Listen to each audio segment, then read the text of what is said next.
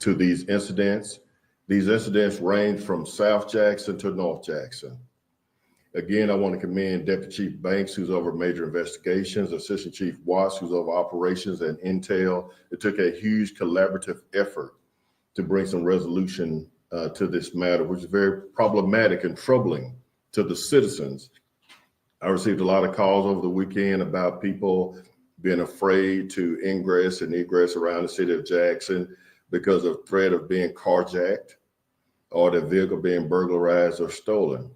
I want to thank our patrol division, our detectives for their outstanding work. And I want to say this, it feels good to be a part, and I mean a part of an agency that can establish a strategic approach to what the mission is to thwart the actions of the criminal element here in the city of Jackson. And with all that being said, we have arrested a young man, Azarian Hatcher, 17 years of age. He's not your average 17-year-old. He's been charged with auto theft and felony fleeing from law enforcement. He's also facing additional charges here in the city of Jackson. As I state, felony fleeing from law enforcement, I do not believe in pursuits, but I do think in some situations and circumstances that you have to be involved in police pursuits. And we were with this young man. He was brought into custody without incident. When I talk about him not being your average 17-year-old, he's also wanted out of Yazoo City for carjacking, attempted murder, and home invasion. But he did not do this alone here in the city of Jackson. We're issuing warrants for 4 other juveniles, which makes it a total of 5 that were involved in this crime spree here in the city of Jackson. One was a 14-year-old black male. One was a 15-year-old black male, another 15-year-old black male, and another 16-year-old black male. Teenagers, youth crime here in the city of Jackson. At this time, I'm not going to release the name of the other 4 individuals because we are issuing warrants as we speak right now, and there are also juveniles, 14, one to be specific. But I want to elicit the help from the public. When you leave your car at night, please lock it. When you leave your car at night, please take your guns or weapons out of the car. These individuals and my team know, yesterday we were talking about in staff meeting and we're talking about this morning. When I talk about these teens, I sometimes refer to them as knuckleheads. These knuckleheads were looking for guns. They were looking for weapons. They were looking for guns. They were looking for weapons. And yes, they did recover some from these vehicles that were left in the vehicles by the vehicle owner. So please help us. You know, and I know that we have enough guns on the streets of Jackson. We don't need your gun on the streets of Jackson as well. We will be releasing additional information about these individuals as we bring them into custody. We do have one, as I stated, we are issuing warrants for 4 other teams here in the city of Jackson, and we anticipate having them in custody very soon. Please stay vigilant. Know your surroundings. Be aware of people approaching you when you're in parking lots at different locations here in the city of Jackson. But we feel very comfortable that we know who these 5 individuals are. We do have one in custody, and we will have the other 4 in custody real soon. Any questions? The other 4 teams. So you think they were all working together? My question is going to be, how many guns do you think were stolen from in these auto burglaries? A roundabout number, about maybe 5, because this was a large number of incidents that happened and that transpired. We had a total of 15 auto burglaries, 6 auto thefts. This individual was in a stolen vehicle. We recovered multiple stolen vehicles and a carjacked vehicle from the weekend. So the officers have been working very hard to recover these vehicles. So we have approximately about 5 guns that were taken from the vehicles. Let's put an asterisk there because we still are investigating these cases. It's still a very fluid situation that we're navigating ourselves through. And we know that there may be some other cases that these individuals are involved in. We're connecting them to several other crimes that happened over the weekend. But I just feel good that our law enforcement, our JPD officers are working so hard because this was a high priority. People are trying to enjoy the holidays here in the city of Jackson. Thank God nobody was killed or lost their life, but people don't want their vehicles taken. They don't want their vehicles burglarized. And I understand that, I get that completely, but we've been working round the clock to bring some closure to this. And I think today is a good day for the men and women of JPD and also for the city of Jackson to be proud of the work that their police department is doing for them. And I guess the obvious question is, where are the parents of these teenagers? That's the question that I asked my team, and we're going to deep dive into that. We're not just going to bring these 14-year-old kid down here, 15-year-old kid down here and not question the parents to find out. You know that you didn't buy your kid a car for Christmas. So why does he have a F-150 or a Silverado vehicle or a BMW? You know this. You know you didn't buy your child a gun. So why does your child have a gun? We have got to have more accountability, responsibility as parents. Now, I know that we have some outstanding parents here in the city of Jackson. We got some parents that are doing a great job, but we also have some parents that are not doing a great job. Then the byproduct of you not doing a great job, when you're not taking ownership, responsibility, and accountability for your children, you have 5 teenagers that are pillaging our city over the holiday weekend, and it's not acceptable. If there's anything that I can do to hold these parents accountable, consider it done.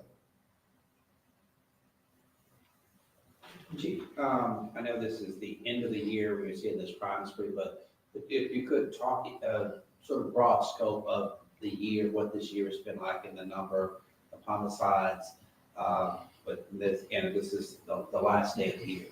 Yes, we've made a lot of progress over the year. We've restructured the department. We've gotten police officers pay raises. We have 15 new vehicles that we're going to roll out next month with the new JPD logo and design on it. I'm very excited about that. We've built so many relationships with other law enforcement on the local level, county, state, federal level. We're working in lockstep with our federal partners. We're working in lockstep with the Department of Public Safety. It is not an adversarial relationship. We're working in lockstep with the media. You guys have helped us out tremendously this year, pushing information out to the public. It's a part of us being transparent with the public. Community engagement, working in lockstep with the community, with our Clergy Police Academy, our Citizens Police Academy, Youth Citizens Academy, our tour drive, our youth talent show, our youth PAL basketball team. So many things that we're doing to engage ourselves with the community, but more importantly, building that trust with the community. When you talk about our homicide rates, yes, something that I'm absolutely concerned about.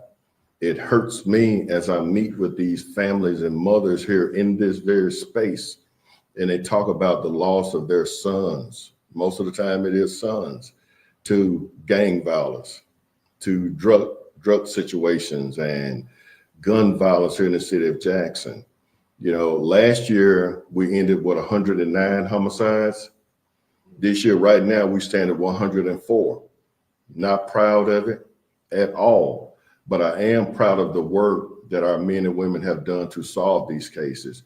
We stand at an 80% solvability rate, and that's due to the hard-working men and women of JPD. That's due to collaboration with law enforcement on the state and federal level. That's due to the community being involved in this process by calling this phone right here at my desk, giving me information about the individuals that are pillaging this city because they trust me. They trust us now to give us that information. We have a long way to go. Like I tell my team, and I just told them at our end of the year staff meeting yesterday, I'm not having a victory lap. I'm not handing out participation trophies because we have a long way to go. That 104 is down from the 109. The 80% solvability rate is outstanding. But it also represents that 104 people have lost their life to gun violence here in the city of Jackson. That's something that we've got to work on, but we've also got to work on conflict resolution here in the city of Jackson. Over 60% of our homicides committed here in the city of Jackson by people that knew each other, acquaintances, family, friends, and loved ones. That's something that we've got to work on. We have so many overarching issues and overarching issues here in the city of Jackson. When you talk about homelessness, drug addiction, substance abuse, gang violence, the availability and accessibility of guns in our community, and people just simply not knowing how to deal with conflict. Once we find some type of way to get over those issues, and I say the way that we get over those issues is by investing in law enforcement. Invest in your police department. Let's be competitive in the wages that our officers receive. Let's make sure they have all the tools that they need to do their job. And more importantly, make sure that we appreciate and celebrate them for the work that they do.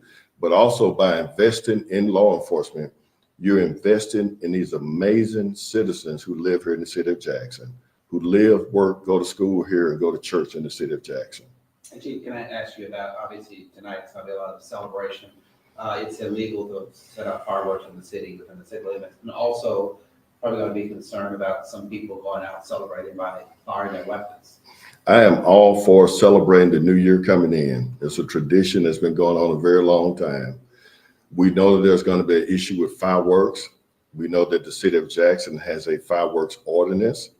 We're going to do our best to enforce that.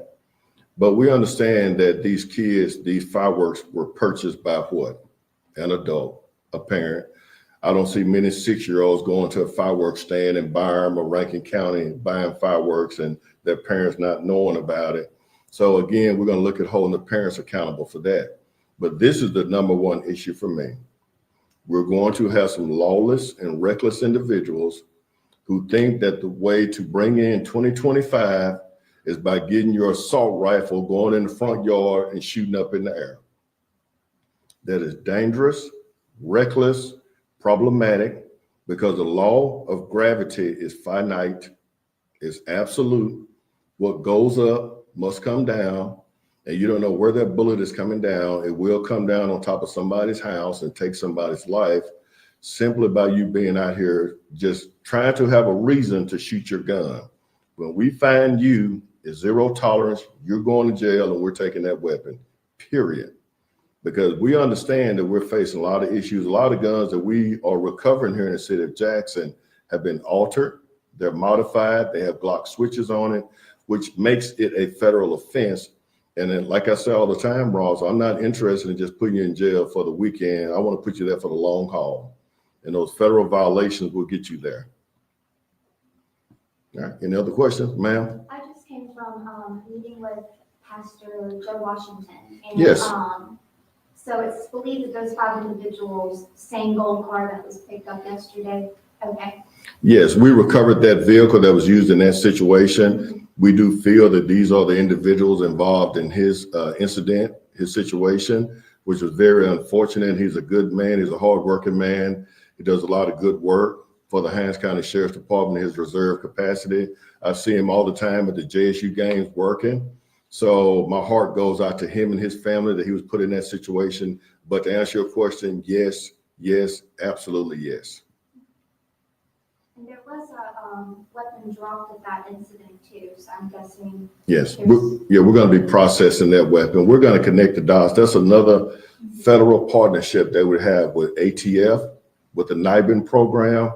We're going to connect the dots because I guarantee you that weapon was used in other situations, other crime events here in the city of Jackson. If we can charge them with that, we're going to charge them. I don't care what their age is. They were out here on Sunday morning targeting churches or anybody that they saw out. We had some of these auto thefts or auto burglaries happen at a total of 5 churches on Sunday morning. There's no respect for anybody. When people go to church to praise the Lord, they don't want to come out and find their vehicle ransacked, right? I received those phone calls from individuals when they came out of the church. And a lot of churches in the city of Jackson have security, and I think they do an amazing job. But these individuals were scoping out these churches, these parking lots. So they were hard at it. They were busy, but we were laser focused on finding out who they were. And I have their names right here. I'm going to hold on to it until we have all 5 in custody. Well, we have 1 in custody now. The other 4 will be joining him. All right. Thank y'all so much. Okay. Same to you. Happy 2025. As soon as we get these warrants issued, he'll be sending out an updated, Tommy will be sending out an updated press release with their names in it. We have to kind of be careful because they are juveniles and how we approach it. Azarian, Chief Banks, help me out. Azarian, Hatcher. Hatcher, Hatcher, 17 years of age. He's also wanted out of Yazoo City, and we spoke to Yazoo City this morning for carjacking, attempted murder, and home invasion in Yazoo City. Hatcher is. Okay. He's wanted out of Yazoo City. Is that case? Wow. I think